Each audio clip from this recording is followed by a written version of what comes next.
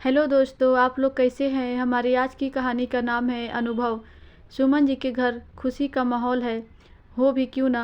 सुमन जी की बेटी मधु और बहू सांझ दोनों जल्दी माँ बनने वाली हैं। मधु को 7वां और सांझ को 9वां महीना चल रहा था।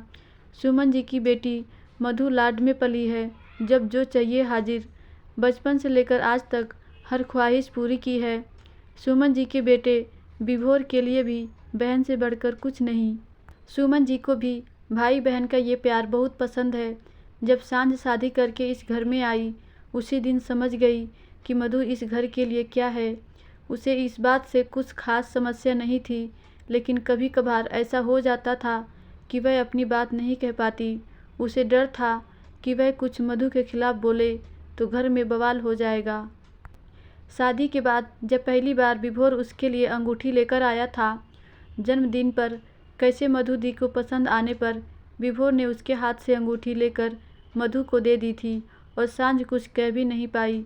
जब सांझ की माँ के हाथ से कढ़ाई की हुई सुंदर सी बेडशीट बिना पूछे मधु अपने घर ले गई, कितना दुख हुआ था सांझ को, पर किसी को कोई फर्क नहीं पड़ा। ऐसे कितनी अनगिनत बातें थीं जो सांझ का मन दुखाती थीं, लेकिन पति और सास को अपनी जान से प्यारी मधु की ही खुशी नजर आती थी। आज वो घड़ी आ गई जब सांझ ने एक प्यारी सी नन्ही परी को जन्म दिया। सब खुश तो थे, लेकिन शायद पापा दादी बनने से ज़्यादा नानी मामा बनने का इंतज़ार था। 6 दिन बाद ही मधु को दर्द शुरू हुआ। सभी हॉस्पिटल भागे, लेकिन अभी वक्त से पहले ही इस परिस्थिति में सभी घबरा गए। जिसका डर था वही हुआ। मधु के बच्चे को डॉक्टर नहीं बचा पाए। मधु, सुमन जी, विभोर सभी सदमे में थे। मधु का रोना नहीं रुक रहा था। जब सांझ को इसकी खबर मिली, उसकी भी आंखें छलक गई। अपनी बेटी को सीने से लगाकर वह मधु का दुख अनुभव कर पा रही थी। मधु को हॉस्पिटल से छुट्टी मिली, घर आई। घर आते ही उसने नन्ही परी की रोने की आवाज़ सुनी तो सीधे ही सांझ के कमरे में पहुंच गई। परी को गोद में उठाया, कहा, ये मेरी बेटी है। सांझ ने कहा, जी मधु दी, आपकी ही बेटी है, आप इसकी बुआ हो। बुआ नहीं माँ, ये मेरे पास रहेगी, ये मेरी बेटी है। सांझ के हाथ पांव ठंडे हो गए। उसकी जान, कलेजे का टुकड़ा, उसे अपने से अलग करने के ख्याल से ही वह डर गई। नहीं, ऐसा कभी नहीं होगा। विभोर, मम्मी जी आप कुछ बोल क्यों नहीं रहे। मेरी बेटी है ये, 10 दिन की नन्ही जान। आपकी चुप्पी को मैं क्या समझूं विभोर। सांझ, मधु अभी बहुत दुख से गुजरी है, बेटी उसे दे दो।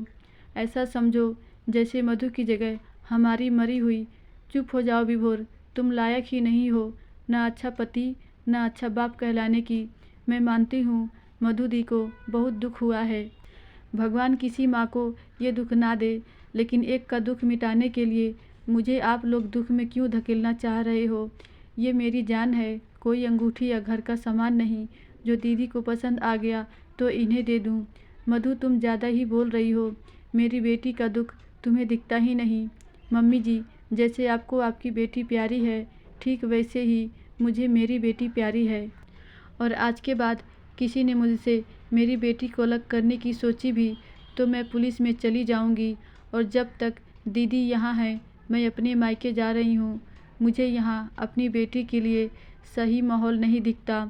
और विभोर, जब तुम अपनी बेटी को अपना बना सको, अच्छे पिता और पति बन सको, तो मुझे लेने आ जाना, नहीं तो नहीं। धन्यवाद दोस्तों, आशा करती हूँ ये छोटी सी कहानी आपको ज़रूर अच्छी लगी होगी।